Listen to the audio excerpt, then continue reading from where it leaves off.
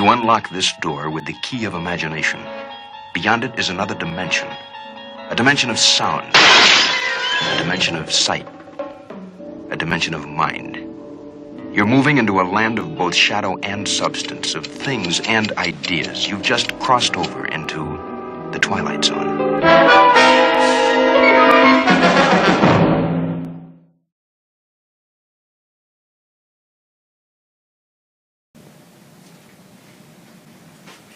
Mr. Sinclair, here's the latest deliverable you asked me to create. Oh, thanks, buddy. Right. Yeah, this is not at all what I asked for. Oh. Well, I'm trying, but Look, you need to teach me. the fact of the matter is, I'm the manager. You're the staff. What I say goes. Okay? Your job is to make me look good. If you ever want to be a manager one day, that's the way this works, okay? I'm sorry. I'll do better, I promise. You promise? You promise? Promise doesn't get our deliverables done. That doesn't get me promoted. No. I'll think about it. You better. I'm going to catch a nap. I'll be back.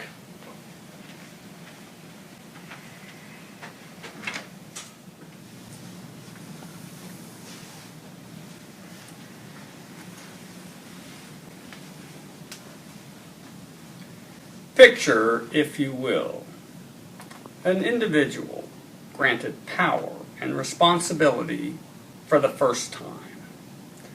How that individual chooses to act on that power.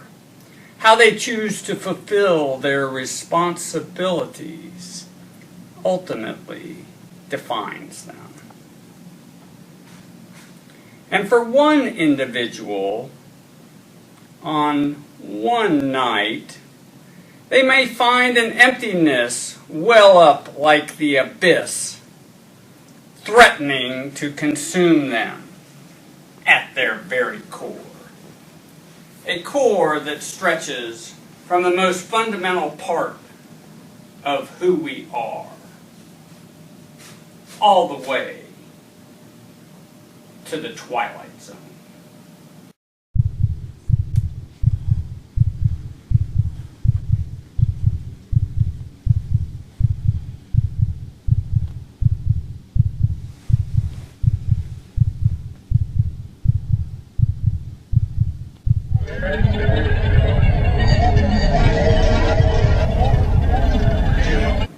Hello? Hello? Anyone out there? The question you should be asking is there anyone in there? What? Who are you? What are you talking about? It matters not who or what I am. What matters is who and what you are and are going to be. Yeah, okay, listen, thanks, Mr. Miyagi, but I've already had my fortune cookies for this week. You have failed to embrace your responsibilities as a person, as a manager, and as a leader. You do not effectively lead people, nor follow others. At your core, you must be judged as you are found wanting. What's that mean? Huh? That doesn't make any sense. All rise. The trial of Brendan St. Clair, middle manager, is now in session. The Honorable Reverend Doctor. Let's begin. Counsel, please state your case. Thank you, Your Honor. If it pleases the court, the prosecution has 4 exhibits. Exhibit 1, I'm middle management, now what? Our first exhibit explains your role and the importance that you play on the team as middle management. Middle management requires you to become a mediator. You have insight to both the lower level staff as well as leadership. So when conflict arises or there's misunderstanding among your team and or with the client, your role is critical in diffusing the situation. This can be done by actively listening to both sides of the story, understanding what all parties are voicing and what their end goal is, and then providing constructive solutions to solving the problems. It requires you to stick strictly to the facts and leave emotion out of it. As middle manager, you should also strive to learn the more technical side of the job. This can be done by taking training to hone those technical skill sets, or maybe getting out behind your desk and sitting with your staff to learn the nitty-gritty and what they do on a daily basis. This shows your staff that you value their effort and their knowledge, that you want to learn their skills in order to successfully manage and lead the project, and it also allows leadership to see your commitment and your interest in the project and in being successful.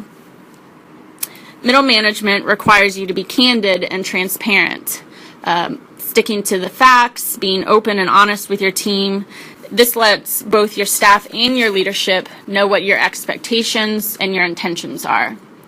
This prevents assumptions and unnecessary tension from occurring on the team.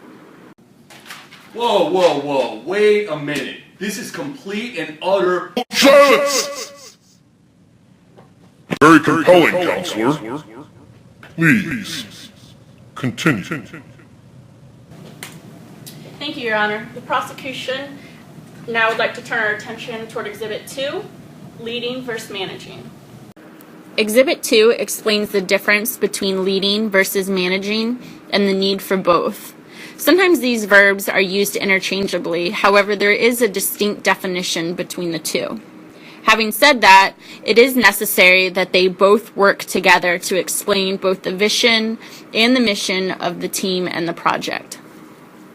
Leading appeals to the heart, while managing appeals to the head. It's often thought that as long as the deliverables are done on time, that tasks are done correctly, that the project has been a success. However, while it's important to be project-focused, it's also important to be people-focused. This means getting to know your team as well as the client, learning their personalities, how each person ticks, and what motivates and inspires each person. It will be different for everyone. Leading motivates and inspires, while managing directs and controls. When you're talking to your staff, whether in a meeting or one-on-one, or if you're talking to the client, it's important that you use words like us and we rather than I and me.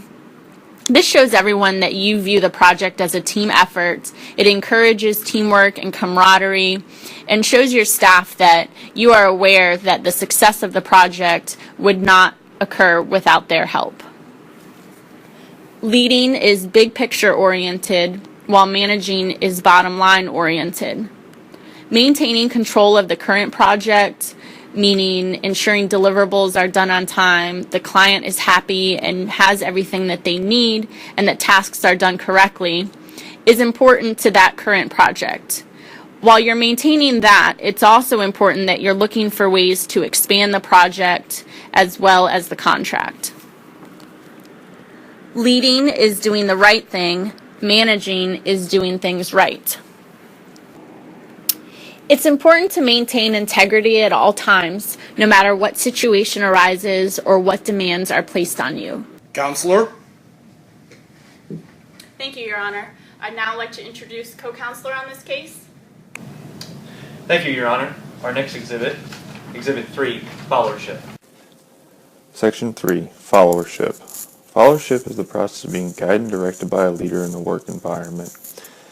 From a leader's perspective, leading from the middle requires filling the role of the follower and the leader. Understanding and knowing who to lead and who to follow are equally as important. Take a moment to reflect on who these people are in your own career, even write their names down as necessary. As you consider this, know that followers can be found from those below and above. As you consider who followers are, one must also understand the follower's traits. Not all followers are perfect. Therefore, it is middle manager's responsibility to pull these traits from the follower to maximize their potential. Finally, followership is important to understand that followers and leaders are a dynamic pair and benefit one another being able to move together towards a common goal. Middle managers must understand it is important to demonstrate an ability to follow and function effectively in a group. Objection, Your Honor! On what grounds? Because this isn't fair! I've always tried to... Tried? You've tried? Does trying undo the pain and stress you caused? Does trying make every bad thing you've done acceptable? Overruled. Counselor? Thank you, Your Honor. Our final exhibit, Exhibit 4. Section 4. Work-life balance. Work-life balance is important for middle managers, and among other reasons, it prevents you from getting burned out.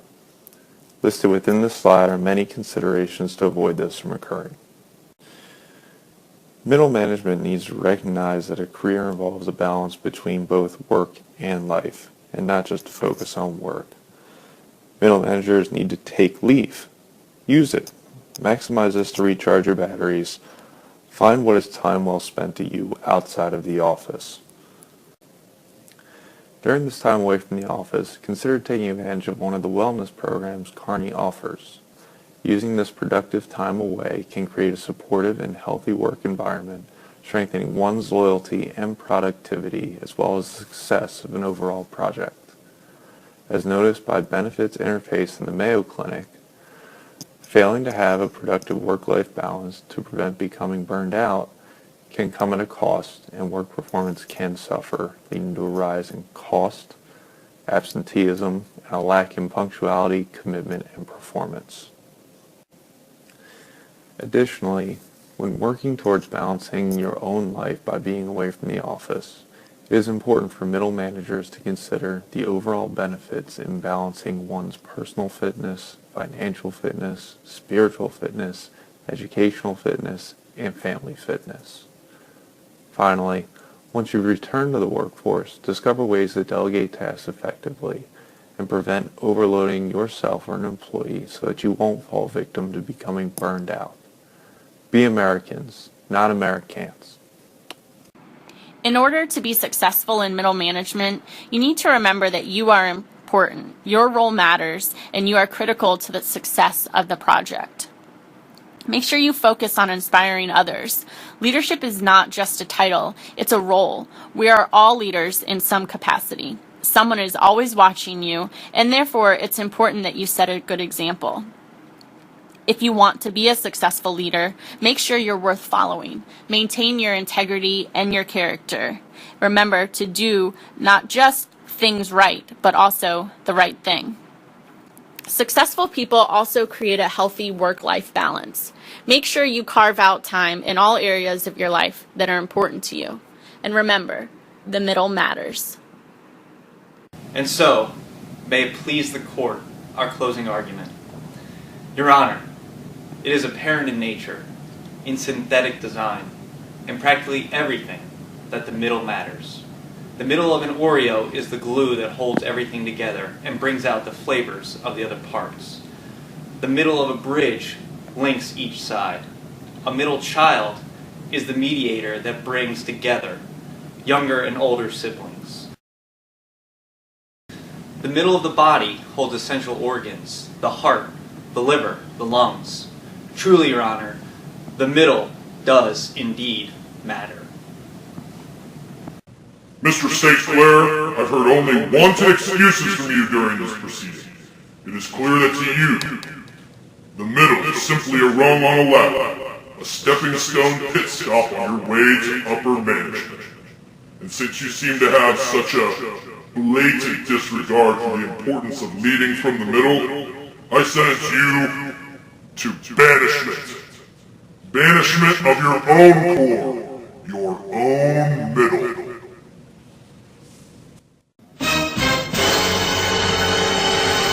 No!